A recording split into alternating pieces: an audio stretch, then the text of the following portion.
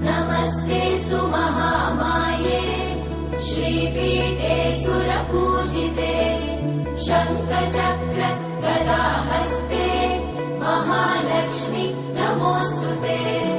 नमस्ते गरुडारूढे कोलासुरभयङ्करी